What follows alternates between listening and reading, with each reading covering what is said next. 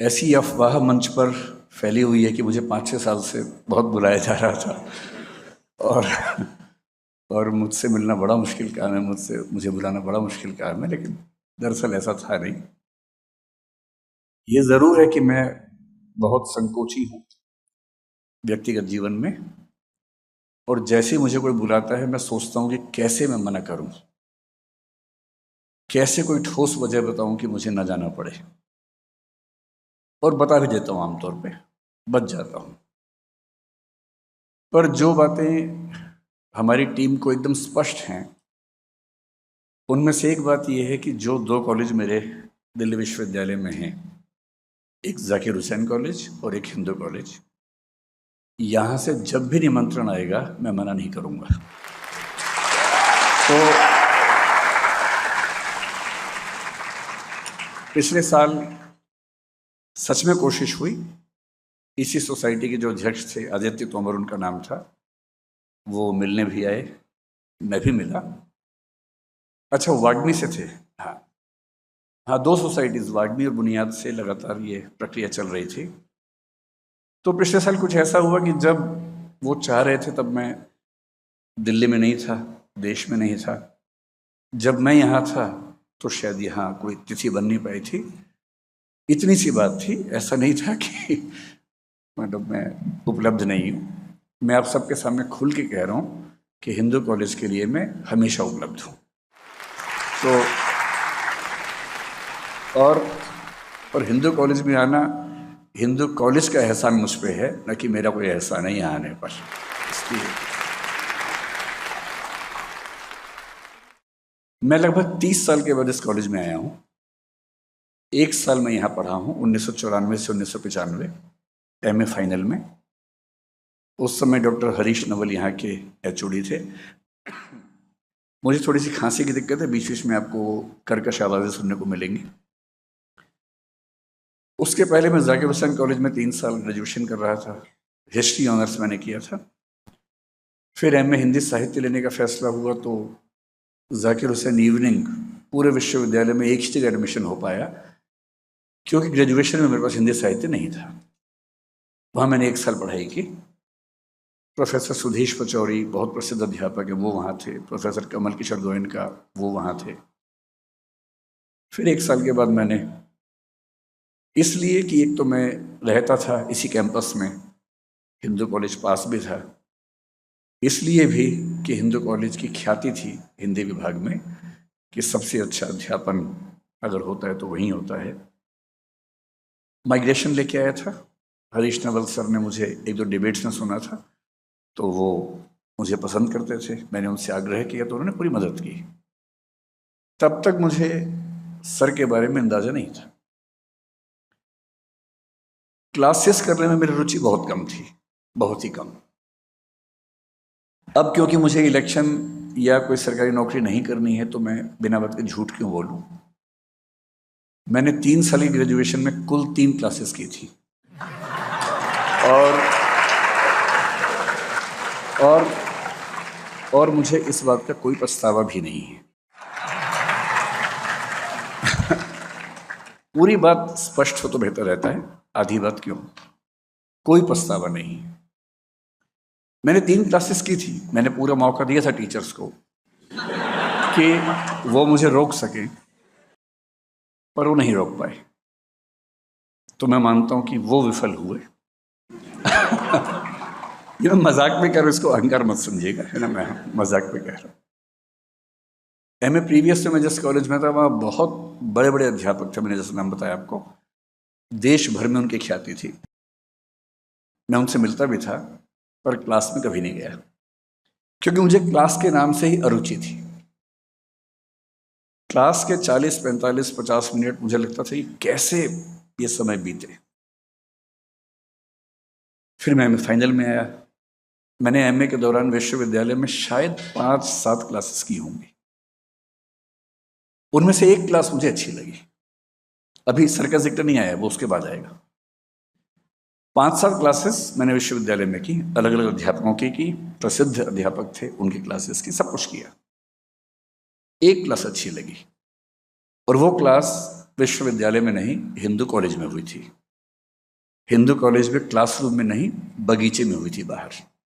मेरे ख्याल से अब भी बगीचा होगा ही, सामने की तरफ है ना। हमारे एक अध्यापक थे, सर के मित्र भी थे, उनका नाम था प्रोफेसर दीपक सिन्हा। वो और सर मेरे ख्याल से लगभग एक ही बैच के रहे होंगे, आसपास रहे होंगे। मैं यहाँ से गुजर रहा था, एक दो दोस्त साथ में थे, और तभी किसी ने बताया कि एक सर वहाँ क्लास ले रहे हैं, इनका नाम दीपक सिन्हा है, 3-4 बच्चे बैठे हैं, आप भी आ जाओ। तो स्वाभाविक अरुचि के चलते मैंने कहा नहीं, क्या करूँगा क्लास करके। तो दोस्त 2-3 थे, बोले यार थोड़ी देर बैठ जाओ, फिर चलेंगे घूमने के लिए। तो मैं इसलिए बैठ गया कि ठीक है, फिर घूमने जाएंगे। लेकिन उस आधे पौने घंटे में, 1 घंटे में, रघुवीर सहाय एक कवि हैं, हिंदी के पाठ्यक्रम में थे, उन्होंने उनके बारे में पढ़ाया, कविता पढ़ाई। और तब मुझे पहली बार लगा कि अच्छा, कविताओं को ऐसे भी पढ़ाया जा सकता है। तो मेरे मन में पहली बार एक अध्यापक को लेकर बड़ा सम्मान का भाव आया कि हाँ, इनसे सीखना चाहिए। पर दुर्भाग्य, ये 1995 की बात है, मेरा एमए हो चुका था उस समय, मतलब मैं फाइनल ईयर में था। कुछ दिन के बाद मेरा एमए हो गया। देखिए, पढ़ना और नंबर लाना ये दो एकदम अलग विधाएं हैं, इनमें कोई लिंक आपस में नहीं। मैं दिल्ली विश्वविद्यालय का सेकंड टॉपर था एमए में, 65% अंक थे। एमए फाइनल में ही यूजीसी का एग्जाम देके नेट जेआरएफ कर चुका था, मैं फेलो था, हिंदी साहित्य से ही था। उसके बाद भी सच कहूं तो मुझे हिंदी साहित्य समझ नहीं आता था। आता था, तथ्य पता थे, कोई बात करेगा तो मैं उसे जवाब दे दूंगा, 1 आध घंटा बोलना होगा तो बोल भी दूंगा, पर कोई विषय उसकी समझ क्या होती है ये समझ नहीं थी। हिंदू कॉलेज में जब आया तो मुझे यह 3 उपलब्धियां हुई। सबसे पहली उपलब्धि ये हुई कि जो अब मेरी पत्नी है वो यहाँ पढ़ती थी। तो उस समय वो भी यहाँ थी, मुझसे 1 साल जूनियर थी। हम लोग पहली बार मिले तो कॉलेज के बाहर थे, तब नहीं पता था कि हम एक ही कॉलेज में पढ़ते हैं। क्लास में भी नहीं जाता था, वो भी नहीं जाती थी, तो कॉलेज से फिर लिंक थोड़ा कम था। हालांकि ये सर की क्लास करती थी तो वहीं से लिंक बना। दूसरा, इनके एक बड़े अच्छे मित्र जो बैठे हैं सामने, प्रमोद द्विवेदी, ये अब दिल्ली विश्वविद्यालय में एसोसिएट प्रोफेसर हैं श्यामलाल कॉलेज में। तो तरुणा जो मेरी पत्नी है और प्रमोद ये बैचमेट से इसी कॉलेज में थे, तो इनके थ्रू प्रमोद से मिलना हुआ। प्रमोद ने मुझे कहा कि आपकी तैयारी ठीक तो चल रही है, लेकिन हिंदी साहित्य में जब तक आप रामेश्वर सर से नहीं पढ़ेंगे ना, वो बात नहीं आएगी। इस बात की तस्दीक मेरी अब जो धर्मपत्नी है, उस समय धर्म प्रेमिका थी, उन्होंने भी की। तो उन्होंने भी इस बात की तस्दीक की। तो जब इन्होंने बार बार जिद की, मैंने कहा देखो मुझे क्लास में जाके नींद आती है, नहीं मैं झेल पाता हूँ क्लास कोई भी। मैं कई टीचर से पढ़ के इतनी अरुचि डेवलप कर चुका था कि इच्छा नहीं होती थी क्लास में जाने की। इन्होंने बहुत जोर दिया कि नहीं, एक बार आप एक क्लास कर लीजिए, अच्छा लगेगा, वो टॉपिक पढ़िए जो यूपीएससी में भी आता है। तो मैंने उस भयानक दबाव में 1-2 क्लासेस करने का फैसला किया, ताकि मैं इनको मतलब नज़र मिला सकूं कि मैंने कोशिश की थी, अध्यापक को मौका दिया था मैंने। कोई ऐसा ना समझे, सर धृष्टता के लिए माफ़ करते रहिएगा, मैं थोड़ा हंसी मजाक कर बैठता हूँ। तो फिर मैं सर की क्लास में आ गया तो उसके बाद की सारी चीज़ें इतिहास हैं। मुझे लगता है कि मुझे बचपन से पढ़ना चाहिए था, पर मैं विद्यार्थी जीवन में बहुत ही चंचल, बहुत ही अगंभीर किस्म का व्यक्ति रहा, स्कूल में, कॉलेज में भी। मैं अपने ज़िले का टॉपर था स्कूल के समय। ऐसा नहीं कि मेरे नंबर नहीं आते थे, नंबर आते थे मेरे। मैं विषय को समझता नहीं था, मैं विषय में डूबता नहीं था, और जैसे ही किसी विषय को पढ़ते हुए लगता था कि अभी मुश्किल होने लगता है, मैं उसे छोड़ देता था। मैंने 10वीं क्लास के बाद साइंस इसलिए छोड़ा कि साइंस से पढ़ना पड़ता था। और हमारे स्कूल में दो ही विकल्प थे, साइंस और कॉमर्स। मुझे किसी ने बताया कॉमर्स में नहीं पढ़ना पड़ता है, तो मैंने कॉमर्स ले लिया। फिर मैंने कॉमर्स में अपने पूरे ज़िले में टॉप किया, करीब 10 से 12 दिन पढ़ के। फिर मैं दिल्ली विश्वविद्यालय आ गया।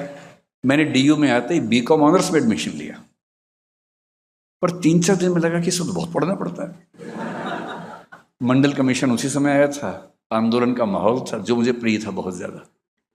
मुझे ज़्यादा अच्छा लगता था कि बस के पीछे टंग के जा रहे हैं, बस का शीशा तोड़ दिया, टायर में आग लगा दी और नारे लगाए सड़क के ऊपर, पुलिस आई तो भागे वहाँ से बच के। वो सब ज़्यादा मुझे उसकी रुचि थी, क्योंकि मेरा अकेला उद्देश्य डूसू प्रेसिडेंट बनना था और उसके बाद भारत का प्रधानमंत्री बनना था उस समय।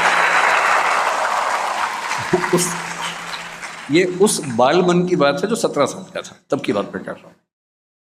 तो बीकॉम में उसे पढ़ना पड़ता था। तो फिर मैंने एक बहुत ठोस बहाना सोचा और मैंने अपने अध्यापक से कहा कि सर मुझे यूपीएससी देना है, और उसमें मैंने सुना कि हिस्ट्री बेहतर रहता है और सीए तो मुझे बनना ही नहीं है। तो बोले अच्छा ऐसा है, तो फिर एक एप्लीकेशन लिखो। मैंने एप्लीकेशन लिखी। फिर बोले कि मैं तो साइन कर रहा हूँ, अब हिस्ट्री के डिपार्टमेंट के हेड से साइन करवा के लाओ। ये ठीक वही दिन था जब मंडल कमीशन का कर्फ्यू लगा हुआ था दिल्ली में। मैं पीतमपुरा में रहता था और हमारे एचओडी जो थे वो साकेत में रहते थे। पीतमपुरा से साकेत लगभग 25 किलोमीटर होगा। मैं पैदल गया, बीच बीच में लिफ्ट, कहीं को ट्रक मिल गया, ट्रक में घुस गए, बस मिली, बस तो खैर नहीं चल रही थी उस समय। पूरी दिल्ली का माहौल बड़ा अजीब था, हर जगह आग धुआं ये सब था। उनके घर पहुंच के साइन करवाए। बोले कितना सीरियस बच्चा मैंने पहली बार देखा है। तो मैंने भी इस बात पे उनको काटा नहीं, मैंने कहा हाँ आप ठीक कह रहे हैं, आपने ठीक ही देखा है। और फिर गया, हिस्ट्री ऑनर्स लिया सिर्फ इसलिए कि हिस्ट्री में पढ़ना नहीं पड़ेगा। शंकर जी से मेरी बात चल रही थी। शंकर जी और मैं एक ही बैच के हैं, 90 से 93। ये भी हिस्ट्री के विद्यार्थी थे, मैं भी हिस्ट्री का था। मिले आज हम पहली बार है जीवन में, लेकिन हम एक ही बैच के लोग हैं। फिर मैंने पहले साल में काफ़ी पढ़ाई करके 44% अंक अर्जित किए, जो मेरे पूरे करियर का सबसे खराब स्कोर है। फिर सेकंड थर्ड में बहुत कोशिश करके संभाला तो मैं किसी तरह से 51 तक पहुंचा। मेरे ग्रेजुएशन में 51% अंक हैं। मैं खुल के इसलिए कह रहा हूं कि आप में से जिसके नंबर कम आ रहे हैं चिंता मत कीजिएगा, नंबर जीवन में कहीं काम नहीं आते। इस बात को बिल्कुल बिल्कुल मन से निकाल दीजिए। और 3 साल मैंने इतिहास कितना पढ़ा, जितना मेरे रूममेट ने नोट्स बनाए थे उतना ही पढ़ा। मेरा एक अच्छा रूममेट था, हालांकि वो हंसराज कॉलेज में पढ़ता था, मैं जाकिर हुसैन में था, और वो नोट्स अच्छे बनाता था। तो वो पता भी करता था कि इस बार क्या क्या आने वाला है, उन्हीं के नोट्स बनाता था, कुछ कहीं से मैनेज करता था, फोटोकॉपी। अच्छा दोस्त था मेरा। तो एग्ज़ाम से 7 दिन पहले 8 दिन पहले बोलता था कि ये निगलना है और पेपर में उगलना है। और इस निगल उगल कार्यक्रम में मैं निष्णात था। निष्णात को अंग्रेजी मास्टर कहते हैं, आपकी जनरेशन पता नहीं समझेगी या नहीं। मास्टर का मतलब, एक्सपर्ट का मतलब निष्णात। मैं निष्णात था, ठीक नंबर आ गए। 55% फाइनल ईयर में थे, जो सब एवरेज करके 51 हुए। पर मैं खुशी की बात है कि अपने कॉलेज में, क्योंकि बाकी विद्यार्थी बहुत खराब थे, मैं वहाँ भी टॉपर था। उसमें मेरी कोई भूमिका नहीं है, बाकी बच्चों की भूमिका है। वो मुझसे भी खराब थे, इसलिए मैं टॉपर था। लेकिन मुझे डीयू में सबसे ज़्यादा मज़ा किस चीज़ में आता था? इलेक्शन लड़ने में, डिबेट्स करने में। हाँ, मैं डिबेटर था, मैं स्कूल में खूब डिबेट्स करता था। मेरे माता पिता का योगदान रहा, उन्होंने मजबूर किया कि मैं मंच पे जाऊं, और मैं उनका बड़ा कृतज्ञ हूँ। मैंने डीयू में 3, 4, 5 साल की डिबेटिंग लाइफ में, क्योंकि फर्स्ट ईयर में मंडल कमीशन था, डिबेट्स हुई नहीं उस साल। उसके बाद से डिबेट्स की। डिबेट मेरे लिए रोजी रोटी का सवाल था। मैं घर से पैसे नहीं लेता था, मेरे घर में पैसे थे भी नहीं उस समय। मैंने 17 साल की उम्र से आज तक अपने घर से एक पैसा भी नहीं लिया है। और मैंने जो 4-5 साल डीयू में गुजारे, डिबेट से अपना खर्चा चलाया, हॉस्टल का, पढ़ाई का सारा खर्चा चलाया। ये मंच भी मुझे याद है कि मैंने यहाँ भी डिबेट जीती हुई है, इसी मंच पर जीती हुई है। और डीयू में लगभग हर कॉलेज में एक आध डिबेट मैंने जीती होगी, क्योंकि उसकी संख्या कुल मिला के 300-400 से कम नहीं थी 4-5 साल के डिबेटिंग करियर में। अब आप सोच के देखिए कि एक ऐसा अहंकारी व्यक्ति जो जहाँ जाता है डिबेट जीत जाता है, जिसको अपने बोलने पर इतना गुमान है, और माहौल भी ऐसा होता था कि अगर मैं डिबेट में गया तो बच्चे मान लेते थे कि अब सेकंड के लिए फाइट करनी है, फर्स्ट के लिए नहीं करनी है। ऐसा माहौल, और मुझे इसका अहंकार, गुरूर, ऊपर से एमए करते करते यूजीसी जेआरएफ हो गया था। भारत सरकार ने मान लिया था कि मैं विद्वान आदमी हूं। तो विद्वता का अहंकार गजब भरा हुआ था मेरे अंदर। पहला अटेम्प्ट 96 में देना था, मैं 21 साढ़े 21 साल का हुआ ही था उस समय। हॉस्टल में मजाक चलते थे हमारे दोस्तों के बीच में कि कोई अगर बहुत सीरियसली पढ़ रहा हो तो हम बोलते थे कि और ठीक से पढ़ो, सेकंड रैंक लाना है तुम्हें, क्योंकि फर्स्ट तो तय है, सेकंड ही तो मैक्सिमम अवेलेबल रैंक है, फर्स्ट तो है ही हमारा, उसमें कोई बात ही नहीं होनी। ऐसा अहंकारी व्यक्ति 2 व्यक्तियों के दबाव में एक क्लास में घुसा है। आप पूरा सीन समझ पा रहे होंगे। मैं इस भाव से घुसा हूं कि मुझे क्या पढ़ाएंगे। जेआरएफ होल्डर हूं, यूनिवर्सिटी का सेकंड रैंक होल्डर हूं, 65% नंबर मेरे एमए में थे, कोई मजाक है। लेकिन मुझे एक क्लास होते तो समझ में आ गया कि चुप ही रहना ठीक है, सुनना ठीक है।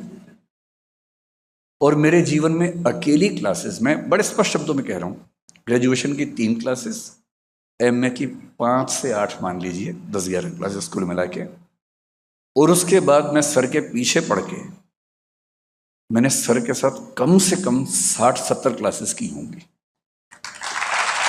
जिद करके।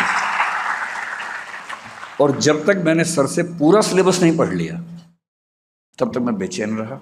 कभी कभी सर के घर पहुंच जाता था, रोहिणी में सर रहते थे, कि अगर सर यहाँ नहीं पढ़ाएंगे तो हमें तो शर्म किस बात की आनी है, घर पहुंच गए। हमें क्या पता कि सर मैडम बच्चा उनका पर्सनल टाइम भी हो सकता है कुछ, हमें क्या मतलब उस बात से भाई, हमें आईएएस बनना है, हम जगत गुरु हैं, हमको तो कैसे कोई टाइम नहीं देगा।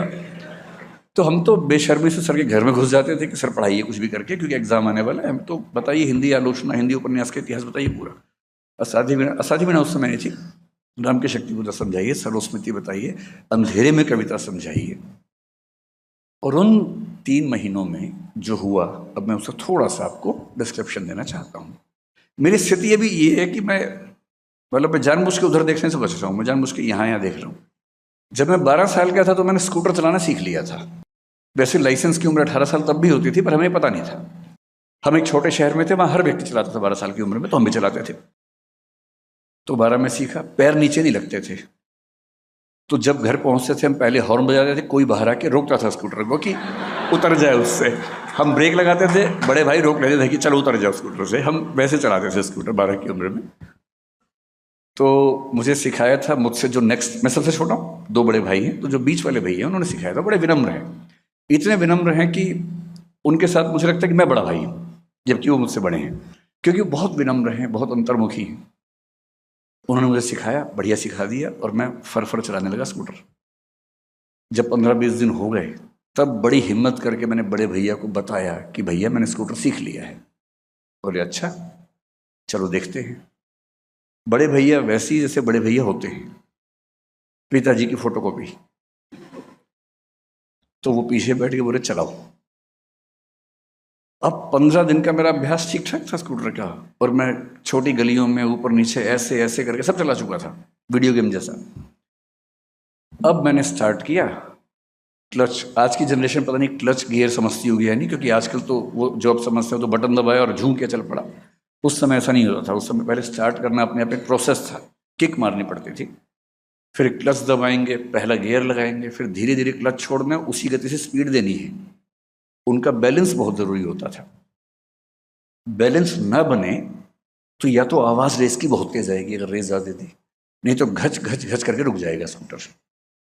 अब बड़े भैया पीछे बैठे हैं, घच घच घच रुक गया। भैया बोले यही सीखा? मैंने कहा 1 मिनट रुकना भैया। फिर ठीक किया, फिर स्टार्ट किया, फिर घच घच घच, 3 4 5 बार घच घच हुआ, और भैया बोले अभी नहीं, छोटे हो। वो जैसे ही पीछे बैठे मेरा स्कूटर बंद हो जाता था। मेरी हालत कुछ कुछ आज वैसी है। जिनसे सीखा है उनके सामने बोलना है, और मैं इसलिए जानबूझ के वहां देख नहीं रहा हूँ कि वहां भैया बैठे, वरना घस घस घस हो गए मेरी गाड़ी रुक जाएगी, और मैं क्यों क्यों वहां देख के क्यों बोलूँ मैं। तो मैं तो इस भाव से देख रहा हूँ कि जैसे शुतुरमुर्गी मुद्रा कहते हैं कि जैसे बिल्ली और कबूतर के बारे में कहते हैं, जब कबूतर बिल्ली को देखते हैं, कबूतर अपनी आंख बंद कर लेता है और कहता है बिल्ली नहीं है। तो कुछ कुछ मैं उसी मुद्रा में आज हूं। उन 3 महीनों में क्या हुआ, असली सवाल ये है। सर ने बड़े विनम्रता वाले भाव से एक इंटरव्यू में कहा कि बरगद के पेड़ में पानी मैंने दिया था थोड़ा सा, इतनी ही मेरी भूमिका है। यह बात सही है कि किसी व्यक्ति की किसी के जीवन में भूमिका दरअसल इसी तरह की होती है कि किसी को आपने पानी दिया, खाद दी, न्यूट्रिएंट्स दिए, यही भूमिका हो सकती है। सवाल यह है कि पानी कब दिया था और कितना दिया था, और पानी केवल पानी था या उसमें न्यूट्रिएंट्स भी शामिल थे। वो पानी उस समय मिला जिस समय पानी की सबसे ज्यादा जरूरत थी, जब सूखा पड़ा हुआ था, जब जड़ें सूख चुकी थी। सूख क्या गई थी, गीली हुई ही नहीं थी कभी। और उस समय जब पहली पानी की बौछार अंदर पड़ी और लगा अच्छा पढ़ाई ऐसे भी होती है, पढ़ाई में समझना भी होता है, साहित्य का संबंध इतिहास से भी होता है, फिलॉसफी से भी होता है, सोशियोलॉजी से भी होता है, इकोनॉमिक्स से भी होता है। इकोनॉमिक्स तय करती है कि साहित्य कैसा होगा किसी देश का, किसी समाज का। और तब समझ में आया कि अलग अलग विषय, अलग अलग डिपार्टमेंट्स तो नाम नाम के हैं, दरअसल तो एक ही चीज को पढ़ने के भिन्न भिन्न तरीके हैं। इसलिए जो इंटरडिसिप्लिनरी अप्रोच आज हम बोलते हैं कि बहुत जरूरी है, मैंने पहली बार जहां से सीखी वो सर से सीखी।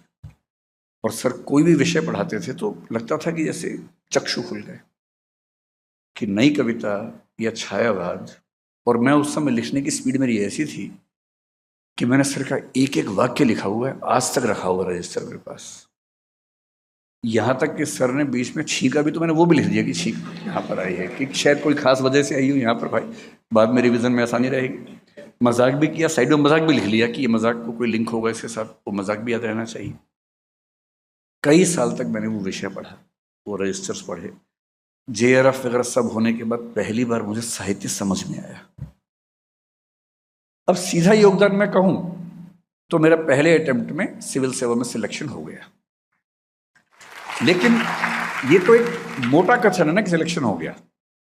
इसमें सूक्ष्म कथन ये है कि 2 वैकल्पिक विषय होते थे मेरे पास, हिंदी साहित्य था और समाजशास्त्र था। दोनों का 600 नंबर का पेपर था। अगर मैं ये कहूं कि मेरा उन दोनों विषयों से सिलेक्शन हो गया तो ये अधूरी बात है, जब तक मैं ये ना बताऊं कि समाजशास्त्र में 600 में से 247 नंबर थे और हिंदी साहित्य में 600 में से 343 नंबर थे। और इस अंतर की एकमात्र वजह यह थी कि मैंने सर की क्लास में पढ़ाई की थी। इससे मैं कैसे कह दूं कि कोई योगदान नहीं है, या बरगद में केवल पानी का योगदान है। उस पानी में कितना पोटेशियम था, कितना मैग्नीशियम था, कितना नाइट्रोजन था या नाइट्रेट था, ये भी तो देखना पड़ेगा।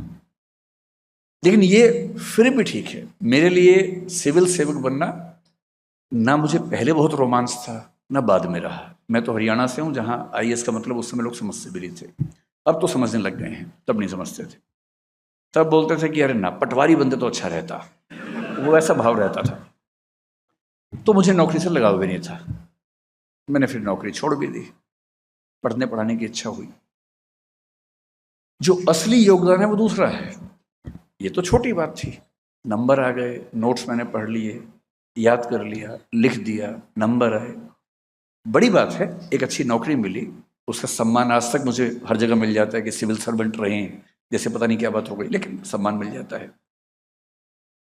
उसके बाद मेरे अंदर एक भूख पैदा हुई।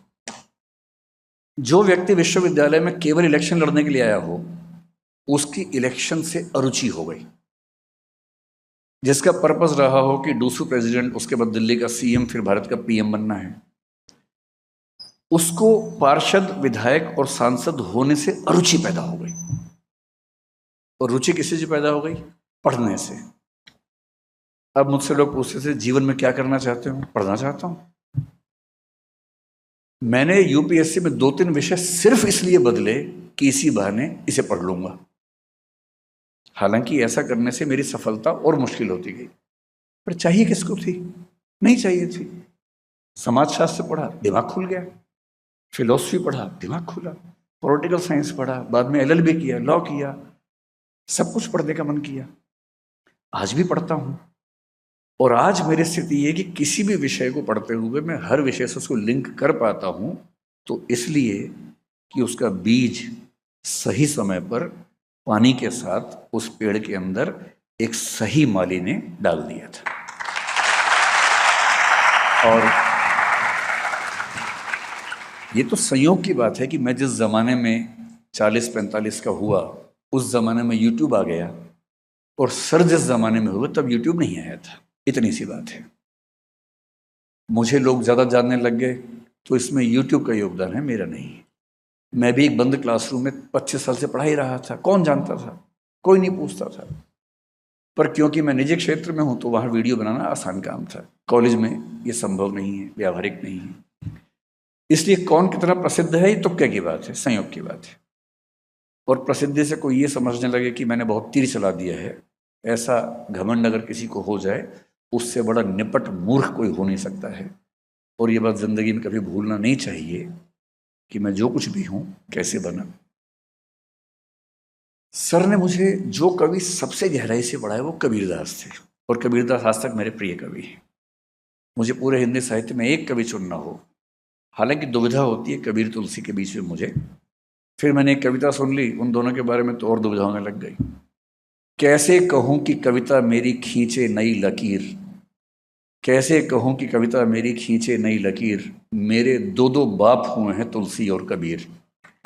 एक नहीं, दो बाप हुए, दोनों सर ने पढ़ाए। मतलब सर ने सारे कवि पढ़ाए, इन दो को विशेष रूप से पढ़ाया। तुलसीदास मेरे बहुत प्रिय कवि हैं, और वो सिर्फ सर की बदौलत है। कबीर तो मैं फिर भी थोड़ा पहले से रुचि रखता था। कबीरदास को पढ़ते हुए बहुत सारे दोहे, सर को बहुत सारी पंक्तियां याद रहती है कविता की। सर से प्रेरणा लेके मैंने भी खूब रटा, मुझे भी 500,000 कविताएं छोटी छोटी आज याद हैं, तो प्रेरणा वहीं से आई थी। कबीर को पढ़ाते हुए सर ने बड़ी गहरी बात कही कि एक समय तक आदमी दुनिया के बताए रास्तों पर अंधानुकरण करता हुआ चलता है, अंधा होकर चलता है। फिर उसे एक सही व्यक्ति मिलता है, गुरु मिलता है, शिक्षक मिलता है। एक अच्छा शिक्षक पढ़ाता नहीं है, एक अच्छा टीचर वो बिल्कुल नहीं है जो नोट्स बनवा दे। एक अच्छा टीचर वो बिल्कुल नहीं है जो बता दे कि रोमिला थापर ने ये कहा है और डीडी कोशाम्बी ने ये कहा है। ये तो सामान्य बात है। चैट जीपीटी के ज़माने में कौन पूछता है इन सब बातों को? चैट जीपीटी के ज़माने में टीचर्स को अपने अस्तित्व के बारे में फिर से सोचना पड़ेगा। मुश्किल होने वाला है, सीरियसली मुश्किल होने वाला है। अच्छा टीचर वो है जो ज्ञान नहीं देता, ज्ञान अर्जित करने के टूल्स देता है। कि ज्ञान खुद सीखना है, कैसे सीखना है ये मैं सिखाता हूं। और तब सर ने एक दोहा सुनाया कबीरदास का, जो आज तक मेरे सबसे प्रिय दोहों में से एक है। पीछे लागा जाई था लोक वेद के साथी। कि लोक समाज जो कहता है और वेद जो कहते हैं, मैं उसके पीछे पीछे अंधा होकर चल रहा था। पीछे लगा जाई था लोक वेद के साथी, आगे तैं सतगुर मिल लिया दीपक दिया हाथी। आगे से सतगुर मिला, उसने मेरे हाथ में दीपक दे दिया। ज्ञान नहीं दिया, किताब नहीं दी, दीपक दिया। और बुद्ध के भाषा में कहा, अप दीपो भव, अपने प्रकाश स्वयं बनो, अपने प्रकाश की तलाश खुद करो। तो अब मुझे लगने लगा कि जिन बने बनाए रास्तों पर मैं चल रहा हूं, उससे पहले मेरी विचारधारा एकदम निश्चित थी। मैं आरएसएस का कट्टर समर्थक था, घोषित मेंबर नहीं था लेकिन समर्थक था। अयोध्या आंदोलन में मुझे जाने की बड़ी इच्छा थी, मैं जा नहीं पाया, बड़ा दुख था मुझे इस बात का। बाकी कई दोस्त गए थे, मैं नहीं जा पाया था। और मैं जानबूझ के सब बातें सच बोलता हूं, ताकि झूठ क्यों बोलूं, मुझे झूठ बोल के क्या मिल जाएगा, मैं ऐसा था। फिर जब मैं विश्वविद्यालय में पढ़ने लगा, मैं वामपंथी हो गया ठीक ठाक। मैं किसी काडर में नहीं गया। मैंने सीपीएम, सीपीआई में या आईसा में, या उस समय एक एआईएसएफ भी थी, यहाँ पर दिशा छात्र संघ चलता था, डीएसयू, पीएसयू, कई स्टूडेंट बॉडीज चलती थी। मैं किसी का मेंबर कभी नहीं बना। पर मुझे उन लोगों से बात करके और समाजशास्त्र पढ़ के, मार्क्सवाद पढ़ के बड़ा अच्छा लगने लगा। मैं इधर से भाग के उधर चला गया, अब मैं ये हूं। और जब मैं सर से मिला, मैं बहुत दुविधा में था कि वामपंथ ठीक है या दक्षिणपंथ ठीक है। 10 साल बाद मुझे समझ में आया कि सर से मुझे दूसरा फायदा क्या हुआ। पश्चिम में 18वीं सेंचुरी में एक दार्शनिक हुआ कांट, जो मेरे ख्याल से पूरे पश्चिम की दुनिया का सबसे बड़ा दार्शनिक है। अगर मुझे कहे कि पश्चिम की दुनिया में पहले दार्शनिक थेलीस से लेकर वर्तमान दर्शन के लोगों तक, विटगेन्स्टीन तक, आपको एक चुनना हो जिसने पूरे दर्शन की धारा को चेंज कर दिया, आमूलचूल बदलाव कर दिया, तो वो इमैनुअल कांट है, जर्मनी का 18वीं सेंचुरी के दार्शनिक। जब वो बड़ा हो रहा था उसके सामने दो रास्ते चल रहे थे। एक को रैशनलिज्म या बुद्धिवाद कहते थे, एक को एम्पेरिसिज्म या अनुभववाद कहते थे। रैशनलिज्म में लाइबनिज नाम के एक बहुत प्रख्यात चिंतक चल रहे थे, अनुभववाद में ह्यूम बहुत प्रख्यात चिंतक थे, इंग्लैंड के थे। कांट ने लिखा कि मैंने लाइबनिज को पढ़ा, मुझे लगा ये तो अंतिम सत्य है, इससे बड़ा सत्य क्या हो सकता है, और मैं उसके पीछे चलने लगा। इसी बीच में ह्यूम की किताब मेरे हाथ आ गई और ह्यूम को पढ़ा तो मुझे लगा अरे यार वो तो ऐसे ही बोल रहा था, अंतिम सत्य तो ये है। तो कुछ दिन में अनुभववादी बना रहा। कुछ दिन बाद फिर लाइबनिज को पढ़ा तो मुझे लगा नहीं, यही है अंतिम सच, यही है। फिर ह्यूम को पढ़ा तो लगा ना, इससे अंतिम कुछ हो ही नहीं सकता है। और फिर वो लिखता है, इस कंफ्यूजन से मैं इतना परेशान हुआ, इतना परेशान हुआ, अंत में मैं समझ गया कि अपना ही रास्ता बनाना होगा। और वहां से एक नई थॉट पैदा हुई जिसको क्रिटिसिज्म कहते हैं, समीक्षावाद कहते हैं, जो पश्चिम के दर्शन की सबसे गहरी थॉट बनकर उभरी। सर से मिलने से पहले मैं भी दक्षिणपंथ वामपंथ के बीच में झूलता था, कभी ये खींचता था कभी वो खींचता था। फेमिनिज्म पढ़ा तो मैं फेमिनिस्ट हो गया कुछ दिनों के लिए। अम्बेडकर बात पढ़ा, मैंने कहा अंतिम सच तो ये था, ये कहाँ छुपा हुआ था। संतुलन नहीं था। और जब बहुत सारे विचार आपको खींच रहे हैं और आप संतुलित ना हो तो आप क्या होगा, घंटे के हिसाब से आप अलग अलग वाद के शिकार होते रहते हैं। सुबह आप संघवादी थे, शाम को मार्क्सवादी हो गए हैं, दोपहर को फेमिनिस्ट होते हुए निकले हैं, रात को किसी से बात हुई अम्बेडकरवादी हो गए थोड़ी देर के लिए। बैलेंस बन ही नहीं पा रहा। सर के अंदर जो बात मुझे सबसे अच्छी लगती है वो ये कि मैंने पहली बार किसी को देखा जीवन में कि कोई व्यक्ति कार्ल मार्क्स के बारे में बात करते हुए उतना ही सहज जितना सिगमंड फ्रॉइड पे बात करते हुए, जितना चार्ल्स डार्विन पे बात करते हुए, उन सबकी किताबों का रेफरेंस देके उनकी थॉट्स पर बात करना। मुझे लगा कि जब तक मैंने दुनिया को पढ़ा ही नहीं तब तक किसी एक रास्ते पर चल के हीरो बनना कि यही सही रास्ता है, कितनी बड़ी मूर्खता है। और उस दिन से आज तक मैं ऐसी किसी भी मूर्खता से बचा हुआ हूं। मैं किसी विचारधारा का समर्थक नहीं हूं, ना होऊंगा। मैं विचार लेके चलूंगा, धारा में नहीं बहूंगा। और विचार के साथ जीना है, धारा में नहीं बहना है। ये बुनियादी समझ उसी पानी के गिलास में थी जिसको सर ने कहा कि बरगद में डाल दिया था, वहीं से। किसी अध्यापक का किसी विद्यार्थी के जीवन में क्या योगदान हो सकता है, इसकी बहुत बहुत तरह की कहानियां होती हैं। पश्चिम के विचारकों में घमंड थोड़ा ज्यादा नजर आता है, कुछ बड़े विनम्र भी हुए। सुकरात का शिष्य प्लेटो था, मैं तो वैसा बनना चाहता हूं। प्लेटो जैसा बौद्धिक तो मैं नहीं हूं, प्लेटो जैसा विनम्र बनना चाहता हूं। सुकरात ने प्लेटो को बहुत सिखाया, प्लेटो ने बहुत किताबें लिखी, और प्लेटो ने एक भी किताब में एक भी वाक्य अपना कह के नहीं लिखा, सारे वाक्य सुकरात के कह के लिखे। इस भाव से कि मैंने हल्का फुल्का जोड़ दिया होगा, मूल भाव तो वहीं से आया है, मेरा क्या है इसमें। और उस प्लेटो का शिष्य अरस्तु था।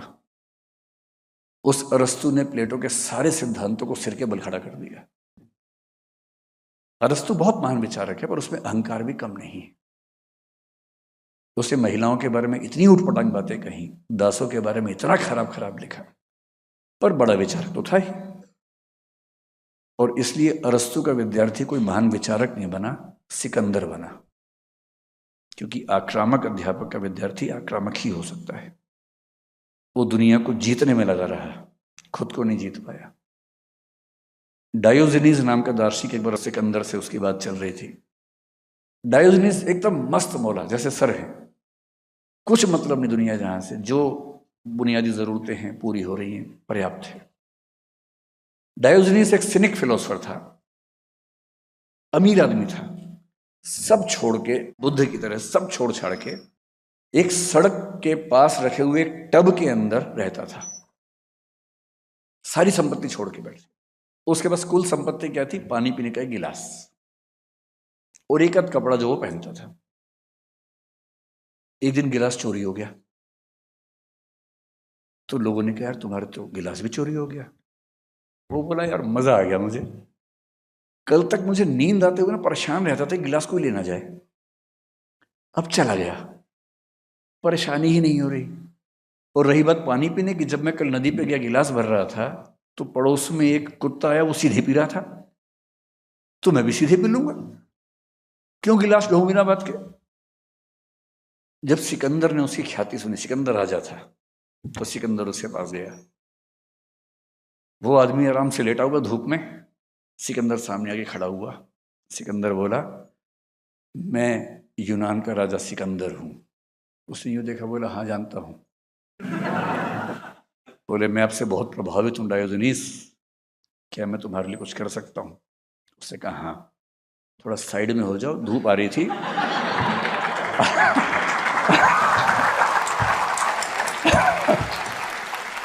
आपने बिना बात के धूप रोक ली है, साइड में हो जाइए, और धूप अच्छी है तो आप भी लेट जाइए साथ में, क्या दिक्कत है? तो सिकंदर बोला कि डायोजनीस मैं आपसे बहुत प्रभावित हूं, मैं भविष्य में आप जैसा बनना चाहता हूं। उससे कि भविष्य में क्यों, आज ही बन जाओ, सब छोड़ के और लेट जाओगे इसमें, ऐसा क्या करना है? उसने कहा नहीं, अभी मैं विश्व विजय अभियान पर जा रहा हूं, वापस आगे बढ़ूंगा। तो उसने कहा सिकंदर नोट कर लो, दुनिया को जीतने की इच्छा रखने वाला खुद को कभी नहीं जीत पाता है। अगर दुनिया को जीतने की इच्छा से मुक्त हो जाओ तो यहां आना। और कहते हैं कि उसी ने कहा था जिस दिन तुम मरोगे उस दिन समझोगे तुम जीवन भर निरर्थक चीजों में उलझे रहे थे। और कहने वाले कहते हैं कि जब सिकंदर मरा उसके दोनों हाथ खाली थे, उसने उठा के दिखाए, जब मरा सिकंदर तो दोनों हाथ खाली थे। कविता की पंक्ति है। यूं तो सिकंदर के हौसले आली थे, जब मरा सिकंदर तो दोनों हाथ खाली थे।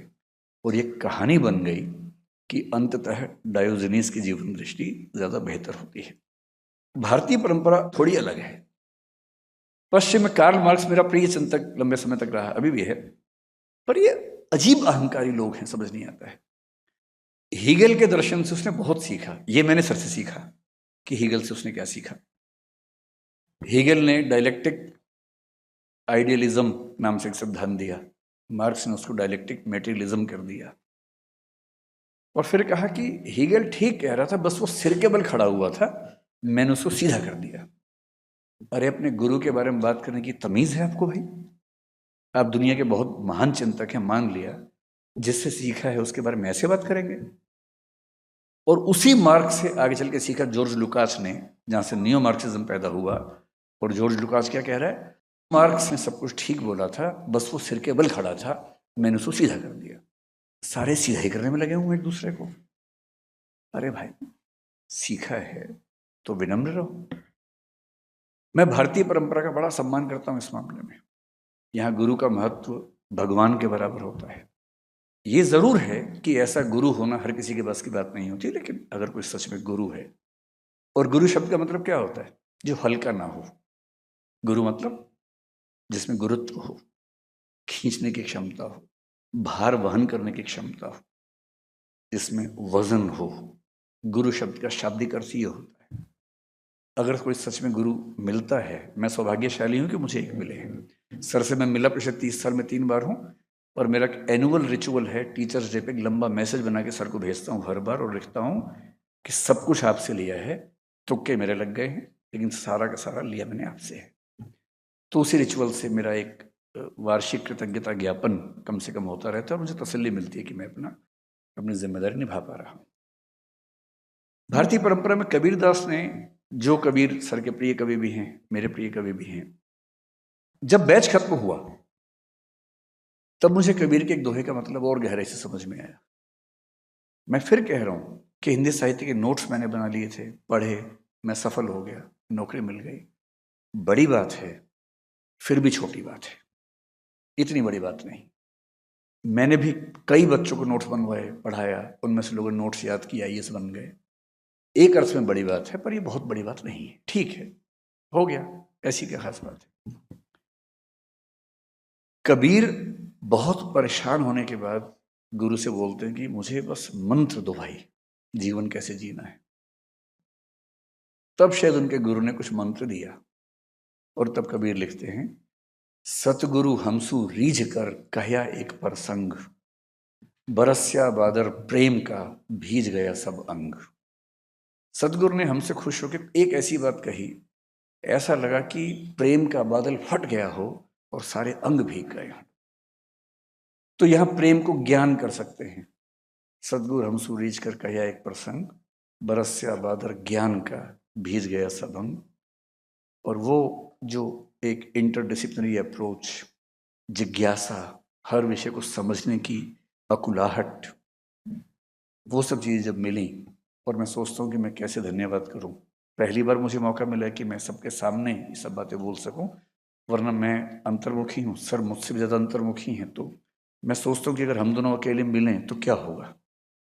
हम 1 घंटा चुप बैठेंगे, फिर उठ के चले जाएंगे, क्योंकि मैं सर के सामने बोल नहीं सकता, सर वैसे ही काम बोलते हैं तो कैसे क्या बात होगी उसके बाद।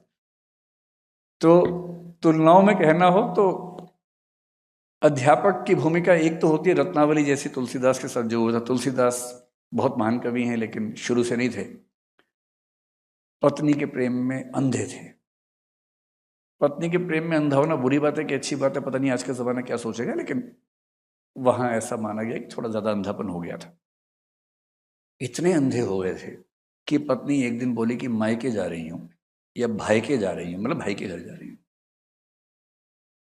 अब इनकी बेचैनी का आलम ये कि मैं तो आज ही जाऊंगा, ससुराल चला जाऊंगा मिलने के लिए। रास्ते में नदी थी, उफनती हुई नदी, पुल टूट गया था बाढ़ से, कैसे जाएं। बेचैनी का आलम ये कि एक लाश तैर रही थी, उस पे चढ़ के पार करके पहुंच गए, लाश को नाव बना के पहुंच गए। फिर पहुंचे घर, बाहर से आवाजें दी, किसने खोला ही नहीं, आधी रात का समय था। ये पता था कि उनकी पत्नी 2nd फ्लोर पे रहती है। एक रस्सी दिखी, रस्सी चढ़ के पहुंचे 2nd फ्लोर पे, नॉक किया, पत्नी ने दरवाजा खोला, चौंक गई कि ये यहाँ कैसे पहुंचे, 2nd फ्लोर पे कैसे आ गए। बोले रस्सी थी, उस पर चढ़ के आ गया।